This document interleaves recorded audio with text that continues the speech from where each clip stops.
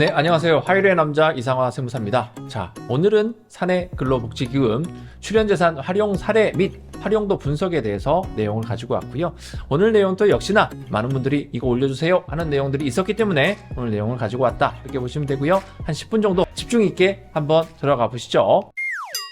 자, 오늘은 사내복지기금에 대해서 다룹니다. 예전에 말씀드린 것처럼 이 부분에 대한 효과는 상당히 크다. 한데 중요한 포인트가 있어요. 딴 사람들이 많이 하니까 나도 해야지 이런 것보다도 우리 회사에 맞는 내용에 해당하는지, 우리 회사한테 딱이다 아니다 아직 좀 시기상조다 이런 부분에 대해서 생각하시고 한번 들어가 보시죠. 사내복지근로기금의 출연재산의 활용 사례와 어떤 경우에 사내복지근로기금의 활용도가 올라가는지를 좀 더 자세하게 중점적으로 다뤄보고자 합니다. 회사와 사업주가 사내복지근로기금 법인을 설립하여서 재산을 출연하게 되면 그 출연재산은 오로지 근로자를 위한 복지사업에만 사용할 수가 있습니다. 그 복지사업의 수혜 대상은 근로자와 그의 가족들이 됩니다. 즉, 사내근로복지기금은 근로자와 그의 가족이 혜택을 볼 수 있는 다양한 복지사업을 할 수 있다는 부분인 거예요. 자, 이런 대표님 봤어요. 나는 우리 자식들보다 우리 열심히 일해주는 직원들이 훨씬 더 좋아. 그래서 우리 직원들한테 뭐라도 하나 더 주고 싶어. 근데 주려고 봤더니 뭐 주면은 세금 내야 되고 급여기 때문에 세금 줘야 된다라는 거예요. 예를 들어서 이런 거예요. 학자금 주고 싶은데 그 자녀 직원이 이번에 좋은 대학 갔어요. 그래서 대표 기분이 너무 좋은 거예요. 우리 직원의 자녀가 대학을 갔는데 너무 좋은 데 갔으니 회사가 좀 주고 싶다. 근데 줬더니 급여래요. 복리후생비 아니야? 라고 얘기하셨지만은 세법상 보면 급여가 맞습니다. 근데 사내복지근로기금에 출연을 해서 주시게 되면은 세금을 안 댈 수가 있다는 부분인 거예요. 그래서 더 많은 금액을 줄 수 있다라는 부분에 해당을 하겠습니다. 그런 관련한 내용이 구체적인 게 무엇이 있는지 오늘 한 8가지 테마에 대해서 좀 다뤄보고자 하고요. 자, 보시죠. 어떤 기능이 있는지, 어떤 내용들이 있는지 사내근로복지기금 매뉴얼을 기준으로 살펴보겠습니다. 첫 번째, 근로자의 주택 구입과 주택 임차 자금을 지원하는 사업이 가능합니다. 전 근로자에게 일률적으로 주택 구입 및 임차 자금을 지원해주는 것까지 전부 허용되는 것은 아니고요. 일단 무주택 근로자를 대상으로 국민주택 규모 이하의 주택을 구입하거나 임차하는 경우를 우선적으로 지원하도록 권고하고 있습니다. 그렇기 때문에 그런 부분부터 먼저 채워주라라는 부분에 해당을 합니다. 이 부분 잘 기억해 주시고요. 두 번째로는 저소득 근로자를 대상으로 생활안정자금을 빌려주는 사업도 가능합니다. 다만 부양가족의 유무, 세대주의 여부 등 몇 가지 작용 요건을 갖춘 저소득 근로자들의 신청을 받아서 심사 후에 지원해두도록 정하고 있습니다. 자, 세 번째는 근로자 본인과 그의 자녀에 대한 장학금 지급에도 출연재산을 사용할 수가 있습니다. 이 경우에도 일정한 조건을 득하는 근로자 및 자녀에게 우선적으로 장학금을 지급하고요.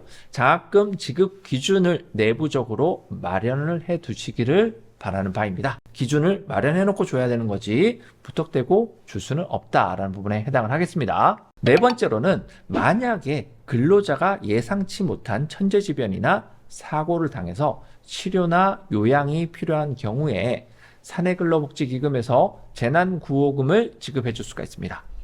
근데 이 경우에는 주의할 점이 근로기준법 등에 따라 회사에서 지급해야 될 의무가 있는 재난구호금까지 사내근로복지기금에서 대신 지급하는 것은 허용하지 않고 있다는 점도 유의하시고요. 다섯 번째는 근로자의 체육, 문화활동을 지원하는 사업도 가능합니다. 예를 들어서 근로자의 영화나 공연 관람료를 지원해 주거나 헬스클럽, 수영장 등의 체육시설 이용료를 지원해 줄 수도 있고요. 사내 동호회를 운영하도록 그 운영비를 지원해 줄 수도 있습니다. 하지만 실제 사용 용도를 확인하지 않은 채로 단지 명목상으로만 문화지원비, 체력단련비 등으로 금품을 지급하는 경우까지는 포함되지 않습니다. 유의하시고 살펴봐야 되는 부분에 해당을 하겠습니다. 여섯 번째는 근로자들이 사용하게 되는 기숙사, 근로자의 자녀를 위한 보육시설, 근로자에게 제공하는 콘도 회원권 등은 사내근로복지기금에서 직접 취득하여 운영할 수도 있습니다. 다만 해당 시설을 근로자와 그의 가족들 이외의 일반인들에게는 이용할 수가 없습니다. 허용하지 않습니다. 그 부분도 유의 있게 보셔야 되고요. 7번째는 근로자가 우리 사주를 구입할 수 있도록 그 구입 비용을 지원해 주는 것도 사내근로복지기금의 일환이 될 수 있습니다. 다만 주의할 점은 우리 사주와 무관하게 회사가 보유하고 있던 자기 주식 매입 비용을 지원해 준다라든지 우리 사주 조합 운영비를 사내근로복지기금에서 지원해 주는 것은 안 됩니다. 그렇기 때문에 이 부분도 주의 있게 보셔야 되고요. 8번째로는 그 외 근로자의 생활 원조를 위한 사업으로서 직장인 단체보험 가입을 지원해 준다라든지 경조사비를 지원해 준다라든지 근로자 본인의 교육비와 자녀의 학원비까지도 지원해 줄 수 있고요. 의료비 지원도 가능할 수가 있겠습니다. 다만 근로자가 부담해야 하는 4대 보험금을 지원해 준다라든지 자가운전자의 차량 정비금을 지원해 준다라든지 특정 근로자에게만 수혜가 돌아가도록 운영하는 사업은 허용하지 않는다라고 보시면 되겠습니다. 사내근로복지기금은 그 출연재산을 출연자가 다시 회수하는 것이 불가능합니다. 그래서 생각 잘 하셔야 되는 부분인 거예요. 우리가 술 마실 때 보면 있잖아요. 기분이 너무 좋아요. 그래서 자 내가 다 쏜다 했는데 다음날에 서 진짜로 주세요 그러면 내가 그 얘기 왜 했을까? 이렇게 생각하는 거 비슷해요. 출연할 땐 좋죠. 근데 이걸 내가 다시 좀 걷어들이고 싶은데 라는 부분이 일단 원칙적으로 절대 불가능한 거고요. 그리고 그 수혜자가 근로기준법상의 근로자로 한정됩니다. 그렇기 때문에 근로기준법상 근로자가 아닌 사람들 우리 회사에 존재하죠. 대표님 당연히 안 되는 거고요. 임원들 안 될 수 있다라는 부분에 해당을 합니다.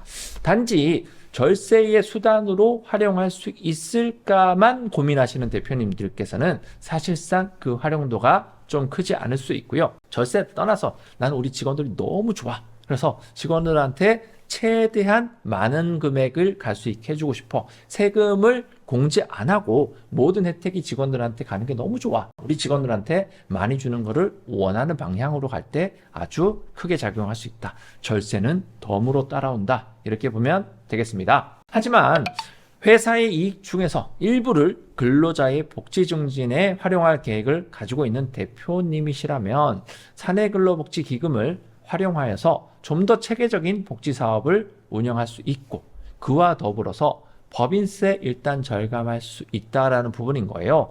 그리고 그 두 마리 토끼를 모두 잡을 수 있기 때문에 훨씬 더 좋은 제도가 될 수 있어요. 물론 나중에 좀 더 나아가면은 법인세뿐만 아니라 다른 세금을 더 아낄 수 있는 부분에 대한 연구 방식도 분명히 있습니다. 한데 그 부분까지 오늘 내용에 다 넣어드리기에는 내용이 너무 방대하기 때문에 오늘은 이런 규칙들에 관련해서 내용을 짚어드린다라고 보시면 되겠습니다.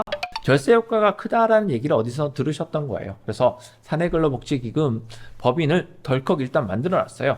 그리고 만들어 놓고 출연을 해놨는데 나중에 이걸 없애지도 못하고 이러지도 못하고 애물단지 취급을 하는 경우들도 왕왕 봤습니다. 왜냐하면 이거를 만들었다고 해서 그냥 알아서 돌아가는 부분은 아닌 거고요. 목적성을 가지고 어떤 식으로 운영하고 계약해야 될지에 대해서도 잘 전문가와 상의하셔서 진행을 하시길 바라겠습니다. 자, 사내복지근로기금에 대해서 궁금한 점이 또 추가로 있으실 수 있어요. 언제든지 문의를 주시고요. 우리 회사가 사실 절세 말고도 이 부분에 대해서 어떤 식으로 운영하는 게 좋을지, 더불어서 세무사잖아요. 절세는 어떻게 내는 게 좋을까요? 이런 부분까지도 두 마리 토끼를 잡으시는 분들께서는 연락 주시기를 바라겠습니다. 자, 오늘 내용도 유익하셨기를 바라고요. 준비한 내용 여기서 마치도록 하겠습니다.